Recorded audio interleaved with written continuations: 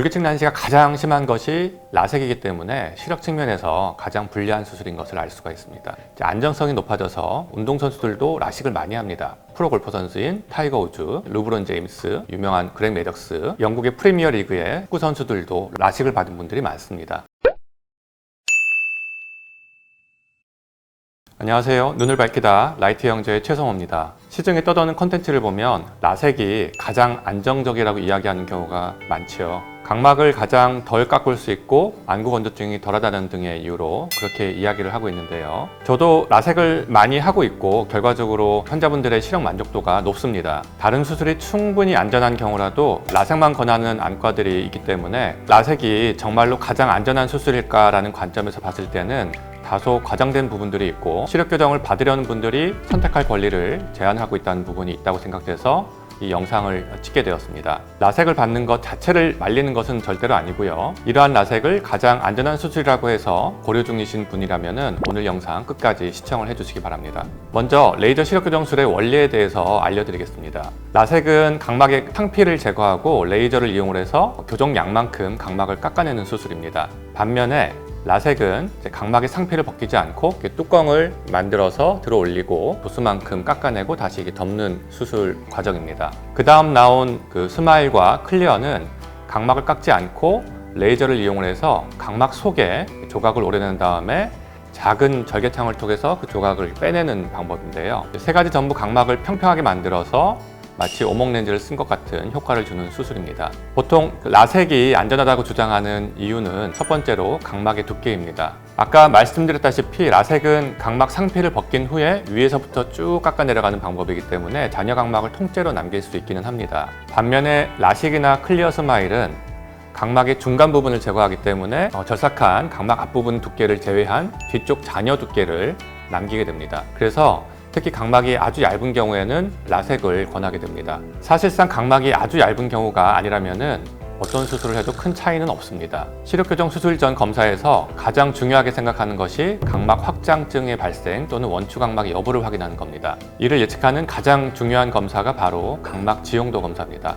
보시는 이 표는 제가 직접 각막 지용도 교과서에서 가져온 건데요. 제가 직접 집필한 내용입니다. 각막 확장증을 피하기 위한 진단 기준을 나타낸 것인데요. 많은 분들이 걱정하시는 각막 두께는 많은 여러 가지 지표들 중에서 하나에 해당됩니다. 대부분은 각막의 형태를 분석한 지표들이죠. 솔직히 이렇게 많은 지표 중에서 각막 두께만 과장해서 언급하는 안과는 환자분들의 불안을 이용을 해서 홍보를 하고자 하는 목적이 가장 크다는 생각이 듭니다. 이런 안과에서 상담을 하고 오시는 분들은 엉터리 기준에 세뇌가 되어서 정확한 기준을 제가 설명을 드리면은 제가 위험하게 수술하는 의사로 생각하시는 분들이 있습니다. 그래서 다음은 안과 의사들이 가장 많이 보는 각막 교과서에서 발췌한 내용을 준비를 했습니다. 300 마이크로미터 이상의 각막이 남아있으면은 각막 확장증 예방에 도움이 된다라는 내용이 적혀 있습니다. 제가 위험한 수술을 한다면은 전 세계 대부분의 안과 의사가 위험한 수술을 한다는 뜻과 마찬가지죠. 라섹만 주로 하는 안과에서 홍보하는 내용을 가지고 왔는데요. 잔여 각막을 430 마이크로 이상 남긴다고 되어 있습니다. 그런데 평균 각막에서 이 정도 두께를 남기려면은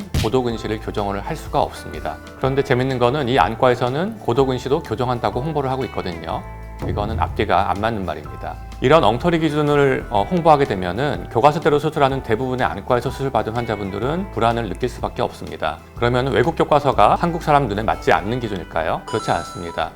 인종마다 차이가 있는데 우리 한국인은 유럽 사람보다 원추각막 발생 빈도가 낮습니다. 한국인의 각막이 더 튼튼하다는 말이죠. 둘째로는 안구 건조증에 대한 부분인데요. 안구 건조증과 관련해서는 라식이 라섹에 비해서 좀 더 심하다고 알려져 있죠. 그 이유가 아까 라식은 각막의 뚜껑을 만들어낸다고 했는데 이것을 절편이라고 합니다. 절편을 만드는 과정에서 눈물의 양을 감지하는 각막의 신경이 일시적으로 손상을 받습니다. 이것이 눈물 생성에 영향을 주고 그로 인해서 안구 건조증이 생길 수가 있는 건데요. 라섹 역시 표면의 신경을 레이저로 완전히 태워서 제거를 하기 때문에 실제로는 라섹 후 건조증이 모든 수술 중에서 가장 심합니다. 라섹 후에 안구 건조증이 가장 적게 생긴다고 말하는 안과가 있으면은 근거를 대보라고 한번 해보십시오. 제대로 말하는 것이 없을 겁니다.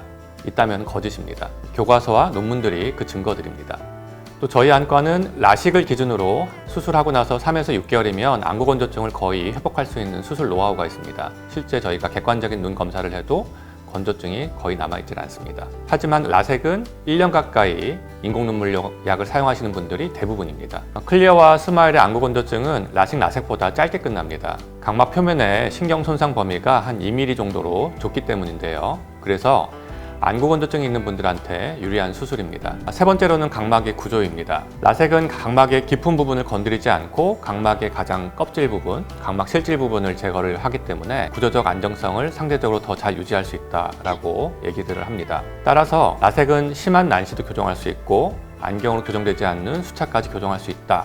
그래서 좋다라고 얘기를 하는 안과들이 있습니다. 결론만 먼저 말씀을 드리면 사실 같은 조건일 때 라섹보다 광학부가 더 넓게 형성되어서 빗번짐이 적고 오히려 더 좋은 각막 형태를 이루게 됩니다. 또 안경으로 교정되지 않는 수차를 교정하는 방식은 컨트라 수술을 말하는 것이지 일반적인 라섹은 해당되지 않는 이야기입니다. 또 컨트라 방식은 라섹뿐만 아니라 라식으로도 얼마든지 교정이 가능한 수술 방법입니다. 스마일 라식의 경우 난시 교정 효과는 떨어지지만 클리어 라식과 컨트라 라식은 일반 라섹보다 난시 교정 효과가 훨씬 더 좋습니다. 그런데 이것도 사실 수술을 집도하는 의사의 실력에 따라 조금씩 차이가 있기 때문에 병원을 잘 선택하는 것이 중요합니다. 올해 6월 국제학술지에 실린 제가 직접 작성한 논문에 라섹을 비교한 내용이 포함되어 있습니다. 회색 선은 수술 전 각막 상태이고 검은 선은 수술 후 각막 상태입니다. 모두 똑같은 광학부 6.5mm를 기준으로 수술을 했는데 라식의 광학부가 라섹보다 한 1.5mm 이상 넓게 형성됩니다. 광학부가 넓을수록 빗번짐이 줄어드는 그런 장점이 있고요. 띄워드린 영상은 제가 안과 의사들이 참여하는 백내장 굴절 수술 심포지움에서 우리 안과에서 수술한 결과를 비교한 그래프를 설명하고 있는 모습입니다. 불규칙 난시가 가장 심한 것이 라섹이기 때문에 시력 측면에서 가장 불리한 수술인 것을 알 수가 있습니다. 이 부분에 대해서도 할 말이 굉장히 많습니다. 제가 라식 수술을 그동안 한 1만 건 이상을 했지만 제가 수술한 분 중에서 각막 절편이 떨어져서 온 분들은 없었습니다. 그 정도로 매우 극히 드문 확률에 이르기도 하고 또 각막 절편 문제는 레이저를 사용하면서 많은 부분이 해결이 되었습니다. 그래서 예전에는 실제로 격한 운동을 하는 사람들에게는 라식을 권하지 않았었습니다. 하지만 요즘에는 안정성이 높아져서 운동선수들도 라식을 많이 합니다. 프로골퍼 선수인 타이거 우즈, 또 농구 선수인 르브론 제임스, 또 메이저리그 베이스볼 선수인 유명한 그렉 매덕스, 영국의 프리미어리그의 축구 선수들도 라식을 받은 분들이 많습니다. 나사의 우주 비행사들도 라식을 받습니다. 또 라섹은 각막 상피를 벗긴 뒤 각막 실질 부위에 레이저를 조사하고 회복이 되는 과정에서 각막 세포의 반응으로 혼탁이 생길 수가 있습니다. 혼탁이 심하면은 교정 시력이 제대로 회복되지 않거나 시야가 뿌옇게 보이고 대비감도가 감소하는 등의 문제가 발생할 수 있는데요. 근시가 재발하거나 부정 난시가 생겨서 시력의 질이 저하될 가능성이 있습니다. 그런데 라섹 후 생긴 각막 혼탁은 치료가 매우 어렵습니다. 약한 혼탁은 저절로 좋아질 수가 있지만 심한 혼탁의 경우에는 평생 불편을 감수해야 합니다. 다음 사진은 논문에서 발췌한 것인데요.